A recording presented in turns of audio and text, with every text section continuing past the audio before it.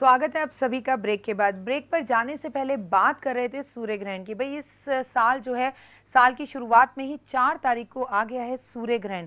और सूर्य ग्रहण में करने से क्या जीवन में परिवर्तन आते हैं, क्या करना चाहिए। सूर्य ग्रहण का नाम सुनते ही लगता है सबको डर, लेकिन शायद आप लोगों को नहीं पता कि सूर्य ग्रहण देता है हमें बेहद बहुत कुछ, यानी कि कुछ अलग तरह की शक्तियां या दान पुण्य, गंगा का स्नान इस समय में रहता है बेहद उत्तम। भाई अगर आप गंगा तक नहीं भी जा सकते तो अपने घर में भी गंगा जल डाल के स्नान जरूर करें।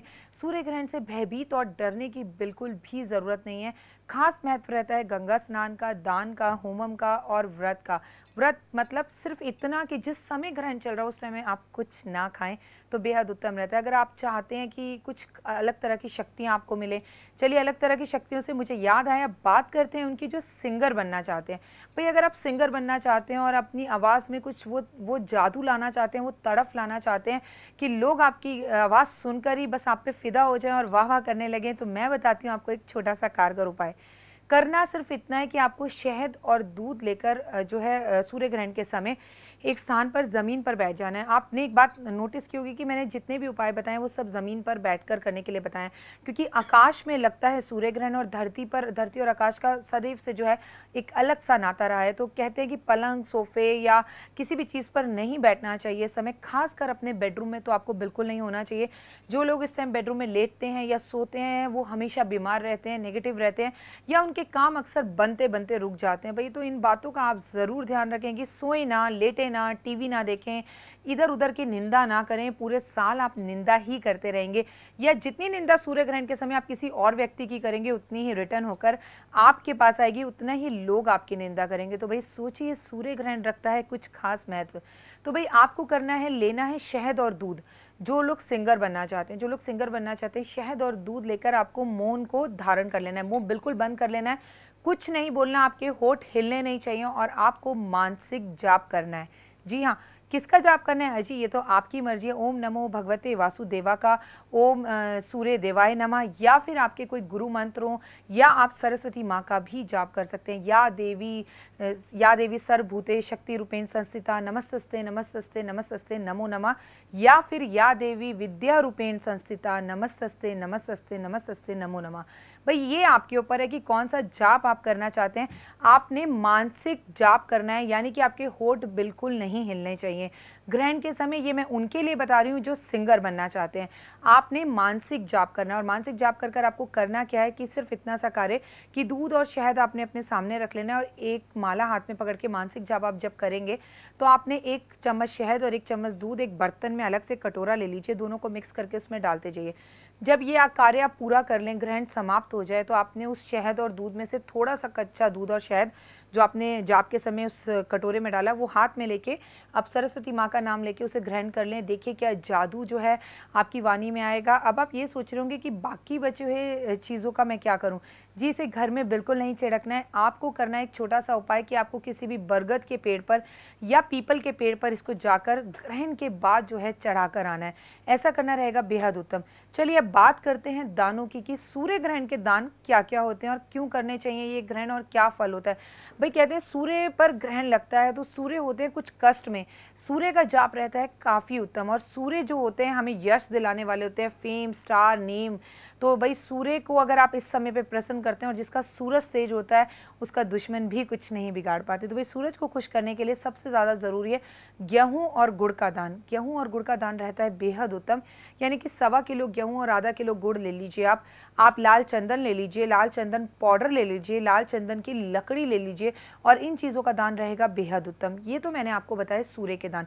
साथ साथ मान लीजिए आपकी शनि की दशा चल रही है या शनि सारसती चल रही है और आपके समझ में नहीं आ रहा, आपके बहुत ज़्यादा एक्सीडेंट हो रहे हैं और शनि से बेहद परेशान हैं आप, और आपके समझ में नहीं आ रहा मैं क्या दान करूँ, तो भाई सूर्य के दान करें। करना इतना सा है बस कि आपको जो है काली उड़द, काला सफ़ेद कंबल, काले तिल, काली कढ़ाई, छाया पात्र, वो जो शनि का दान लेने वाले होते हैं वो अक्सर सूर्य ग्रहण के समय जो है दान लेने के लिए आते हैं।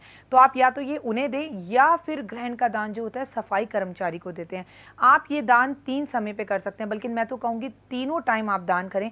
सूर्य ग्रहण शुरू होने से पहले यानी कि सूतक के समय पे, सूर्य ग्रहण शुरू होने के बाद यानी कि ग्रहण के समय पे, और सूर्य ग्रहण खत्म होने के बाद यानी कि आप बिल्कुल स्वच्छ होकर नहा धो के गंगा से स्नान करने के बाद। मतलब कि 3 ग्रहण होते हैं और एक ग्रहण के अंदर 3 दान होते हैं, तो तीनों दान करके और क्यों ना अपना जीवन सफल बनाएं।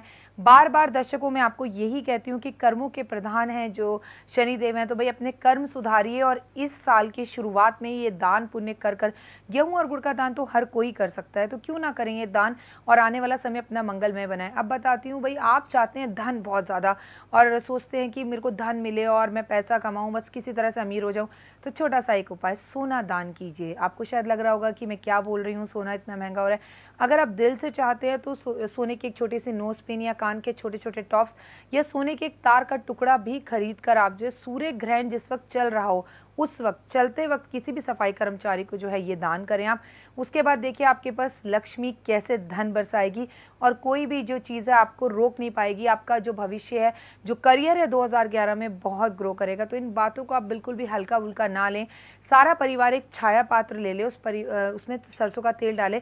सब लोग अपना चेहरा देखकर, खासकर अपनी आंखें, नाक और होठों को देखें, अपने मस्तिष्क को देखें। कटोरे को ऐसे पकड़कर उसके अंदर झांकते हुए आपने अपने मस्तिष्क को देखना है, उसमें 1 रुपया छोड़ना है और सारे परिवार ने ऐसा करना है सूर्य ग्रहण जिस वक्त चल रहा हो उस वक्त। और उसके बाद आप इस कढ़ाई को या छाया पात्र को जो है घर के बाहर रखाएं। अगर ग्रहण के समय कोई दान लेने आता है तो बहुत उत्तम कि आप उन्हें उसे दे दें। अगर उसके बाद आता है तब आप नहाने के बाद, स्नान करने के बाद उसका दान कर दें, वे भी रहेगा बेहद उत्तम। लेकिन गलती से भी सूर्य ग्रहण के समय सफ़ेद चीज़ों का दान ना करें, क्योंकि सफ़ेद चीज़ों का दान होता है चंद्र ग्रहण में। भाई जितनी भी चीज़ें दान करनी है वो लाल रंग की हो और सूर्य लाल चंदन हो, गेहूँ हो, गुड़ हो, इस तरह की चीज़ें करें। या फिर वो शनि का दान हो, काला कंबल हो, आप चप्पल दान कर सकते हैं, काला कपड़ा। साथ साथ सतनाजा भी दान करना रहता है बेहद उत्तम। भाई आपके घर में एक छोटा बच्चा है, उसने जन्म लिया और अक्सर रात को डरता है या उसको बुरे बुरे सपने आते हैं या वो एकदम से चौंक कर नींद में उठ जाता है, तो बिल्कुल ना घबराएं, सतनाजा ले लीजिए। सतनाजे का मतलब होता है 7 तरह का अनाज, जो किसी भी चक्की पर जहाँ पर राशन का सामान मिलता है वहाँ मिलेगा। वो 7 तरह के अनाज जो कि साबुत होने चाहिए, पिसे हुए नहीं होने चाहिए। वो 7 तरह के अनाज लेके आप अपने बच्चे के सर के ऊपर से जो है 7 बार वार दीजिए, जिस समय ग्रहण चल रहा हो उस समय, और उसको आप जो है घर के बाहर रख दें। अगर कोई दान लेने वाला ग्रहण के समय आता है तो बेहद उत्तम, अगर बाद में आता है तो कोई बात नहीं, आप बाद में दीजिए। पर ग्रहण के समय बच्चे के, बुजुर्ग के, बड़े के या अपने सर पर से भी आप वार दीजिए। अगर आप परेशान हैं तो, अगर बहुत समय से काम नहीं बन रहे तो, लंबे समय से बीमार हैं तो, या काम होते होते रुक जाते हैं तो भी। कहते हैं ग्रहण के समय नज़र उतार दें तो साल भर नज़र उतारने की ज़रूरत नहीं पड़ती। तो भाई दर्शकों, आपको करना सिर्फ इतना है कि 7 बार अपने सर पे से उसे वारें और किसी को भी दान कर दें ग्रहण के समय। अगर वो ना हो तो आप ग्रहण के बाद दान कर दें 7 तरह का अनाज। तो देखिए किसी तरह की कोई प्रॉब्लम या परेशानी आपको नहीं होगी। तो ये तो मैंने आपको बताया ग्रहण के दान, क्या क्या दान होते हैं, क्या क्या करना चाहिए। चलिए अब बात करते हैं होमम की। कहते हैं आपको इस वक्त भगवान की मूर्तियों को बिल्कुल नहीं छूना चाहिए। जैसे ही सूतक लगे भगवान के मंदिर बंद कर देने चाहिए। और साथ साथ आप अगर छू सकते हैं तो मालाएं छू सकते हैं या कुछ धार्मिक किताबें आप मंदिर से पहले ही निकाल के बाहर रख लें और वो किताबें पढ़ें। ये नहीं कि सूतक ग्रहण शुरू होने वाला है, आप 5 मिनट पहले मंदिर खोल रहे हैं और किताबें निकाल रहे हैं। ये सब कार्य आप पहले ही कर लें। मंदिर की मूर्तियों को कतई ना छुएं, ना ही तस्वीरों को छुएं। जाप करें, तप करें, स्नान करें। अब भाई अगर जाप की बात करें तो मैंने बता ही दी है, आप जिस भी ईश्वर को मानते हैं उनका जाप रहेगा बेहद उत्तम। अगर हम बात करें होमम की यानी कि हवन की, तो भाई कुछ नहीं करना, छोटा सा एक हवन कुंड लीजिए, उसमें आम के पेड़ की लक्कड़ डालिए, कपूर लीजिए, घी लीजिए और पति पत्नी या घर का बड़ा जो भी है सारा परिवार एक साथ बैठ जाए। अगर आप ऑफिस भी गए हैं तो जो घर में मौजूद है वही ये कार्य करे तो बेहद उत्तम रहेगा। आपने करना कुछ नहीं है, आपने जो है हवन कुंड के अंदर हवन सामग्री डालनी है, घी डालना है और ओम भूर्भुवः स्वः तत्सवितुर्वरेण्यं भर्गो देवस्य